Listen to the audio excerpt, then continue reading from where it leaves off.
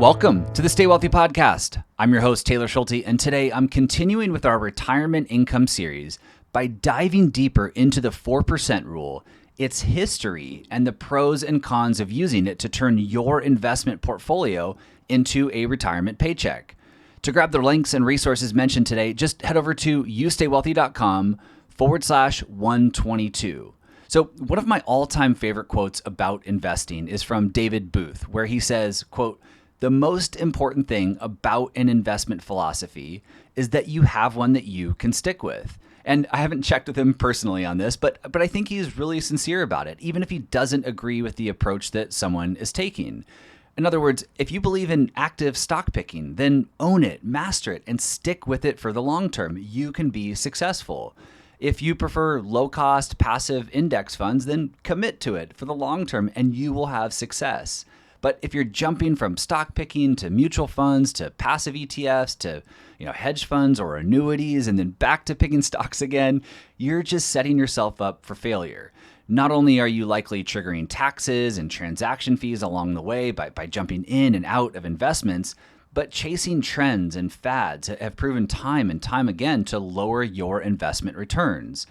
Even worse, choosing an investment strategy that doesn't match up with your tolerance for risk can lead to you buying and selling at all the wrong times, which can absolutely destroy someone's retirement plan and in some cases be almost impossible to recover from. The same can be said about retirement income withdrawal strategies. Choosing one that best fits you and your retirement needs and sticking with it over the long term is going to put you in the best position for retirement success. But that's not typically what I see when I talk to people and I review financial plans and meet with new clients. As humans, we constantly feel like we need to be tweaking, changing, and pivoting. We're hardwired to think that action equals good and inaction equals bad. One year it's the 4% rule, and then the next year it's dividend stocks, and then we get sucked into buying an annuity, and then we decide to take a crack at rental real estate. We often find ourselves chasing what appears to be the next best thing, only to find ourselves questioning if what we're doing is truly the best thing that's out there, or wondering if maybe there's something better. In many cases in life, maybe in most cases, doing more and taking action truly is the right strategy. If you're in a relationship and your relationship is struggling, well, it probably makes sense to take action and get help and maybe get some therapy. If someone breaks into your home in the middle of the night, it probably makes sense to take action and call the police and find safety.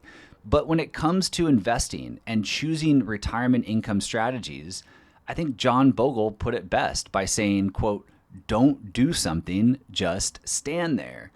So as you listen to today's episode and this entire series, I want to urge you to keep all of this in mind.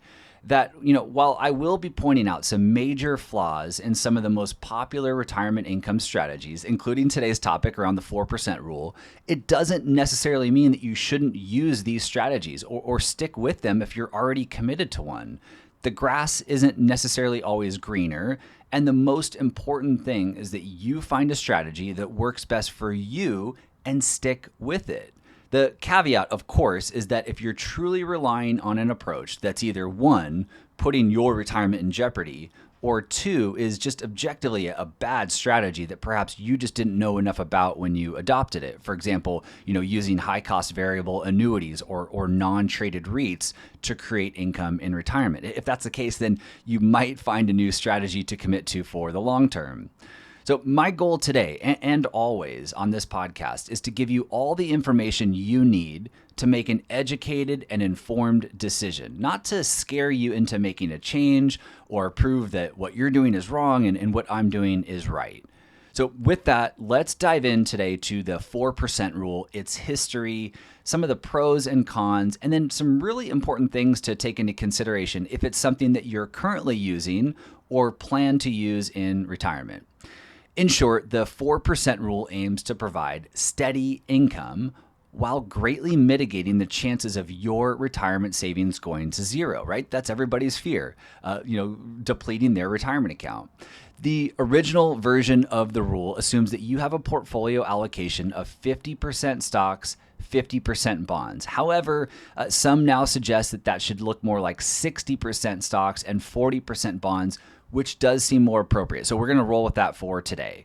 So the original version of the rule assumes that you have, let's call it 60% stocks, 40% bonds for today's sake. It also assumes that you're retiring at age 65 and you have a 30-year retirement time horizon. And putting all this together, the rule ultimately says that you should use no more than 4% of the value of your portfolio in the first year after you stop working. Let's put some numbers to this. So, for example, if you retire with $1 million in your 60% stock, 40% bond portfolio, the 4% rule would say that you can withdraw $40,000 per year for the next 30 years. The amount would only increase with inflation. So if in year 2 of retirement, inflation is, let's say, 3%, you can withdraw $41,200. That's 3% times 40,000 equals $1,200. So you would tack on that $1,200 to the original $40,000 number. The 4% rule, as you might know, is based on a very famous 1994 research paper written by William Bengen. William obviously often goes by Bill. I'll link to Bill's original academic paper in the show notes if you've never read it and you want to check it out. Bill is obviously wildly known for coining the 4% rule in this paper that he wrote. However, he actually doesn't adhere to the rule as strictly as you might think. He's on record saying that it has always been treated too simply and that historically it was based on, quote, the worst case scenario. It was based on someone who retired at the worst moment he could find in modern times, which at that point was October of 1968. As Michael Kitces noted last week, the 4% rule is more likely to quintuple wealth than to deplete it. The real safe withdrawal rate for someone retiring in October of 1968, that worst case period that he looked at, was actually closer to 4.5%, which Bill has since acknowledged. And personally, Bill says that he uses a withdrawal rate of 5% for his retirement portfolio. And he's quoted saying that the rule is based only on the data we have, going back to the 1920s. He says one size doesn't fit all, and the number you choose could be anything. It's not necessarily the most comforting thing that you want to hear from the man behind all of this research and praise around the 4% rule and his academic work. But to me, it's actually, I actually kind of find it refreshingly honest. His intent was never to suggest that this is the answer and that everyone should adopt it exactly how it was written in the textbook. As an academic, he did the research and he worked with the data he had and he published his paper, knowing that there are other solutions out there and also knowing that the future could certainly look different than the past. Now, just because the rule is based on outdated historical data and Bill has made some updates to the original paper since it was first published, doesn't necessarily mean that the 4% rule is bad or that it should be avoided. In fact, quite the opposite. I'd say it's a great strategy to consider. And so with that, here are some of the pros of the 4% rule to take into consideration. The first is it's simple, and simple beats complex almost every time, which is one of the reasons why most of us are fans of low-cost passive indexing. Number two, it's predictable. Unlike some of the dynamic withdrawal strategies, which we're going to be getting into in the coming weeks, the 4% rule creates a nice, steady paycheck that doesn't fluctuate. This makes planning and budgeting in retirement much easier, especially for those that might not have the best habits around money and spending. And if you're one of those people that's more worried about outliving your savings than dying, it puts you on a nice, predictable income retirement paycheck. The third pro that I've identified is that it's a relatively conservative approach, given that it's based on the worst case scenario. And like Kitces shared last week, the odds of quintupling your wealth are better than depleting it. It's one of the more conservative withdrawal strategies out there. Historically, it's done a great job protecting retirement savers from running out of money, which, as I shared last week, is the number one concern for most people. Now, before you start emailing me, I will acknowledge, will the 4% rule do that for the next 30 years? And I don't know. I don't have a crystal ball. That's a longer conversation for us to have. But given the historical data that we do have, we can agree that it has proven to be, historically, a more conservative approach.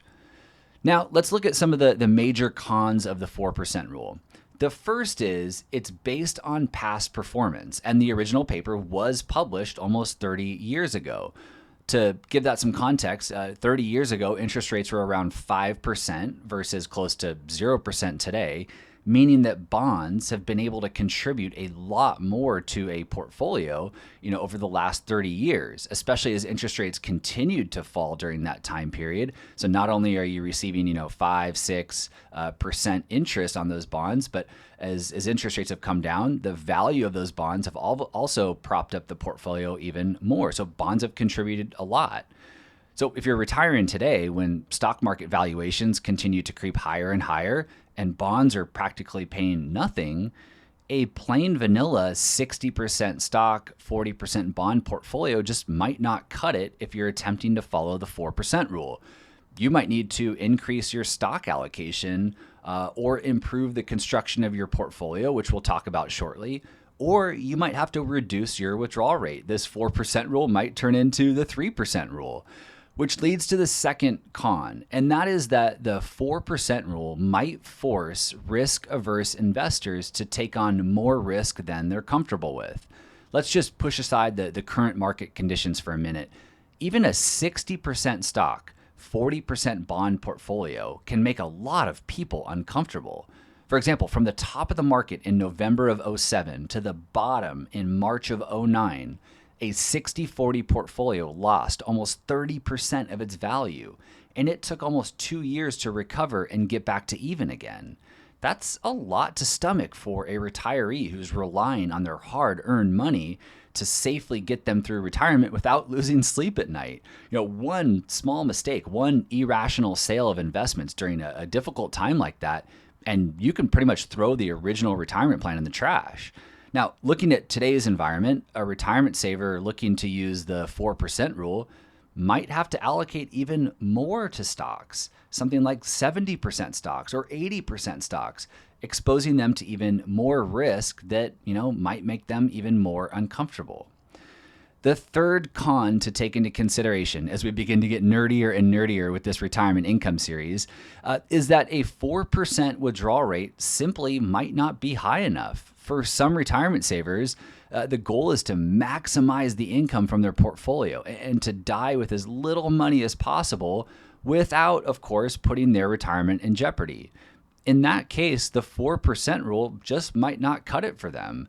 And while there's no magic bullet out there, and you will certainly be accepting more risk as you hunt for more return and higher withdrawal rates, there are other academically sound income strategies to consider that would likely better match up with someone's goal of maximizing income from their portfolio above that 4% number. We'll be getting into some of those in the coming weeks here, but for now, let's just know that if 4% doesn't sound like a high enough number, you're likely not alone. It's one of the cons of this rule, and there are other solutions to consider.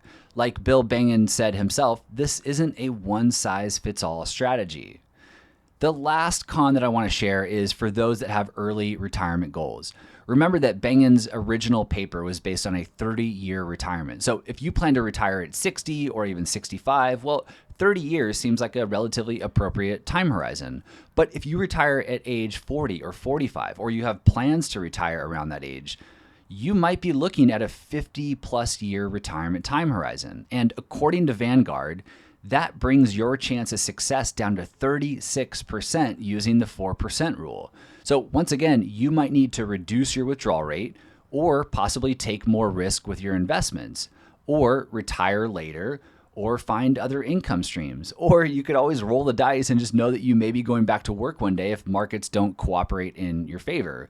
I don't necessarily recommend that, but that flexibility is maybe something to consider if you do have early retirement goals.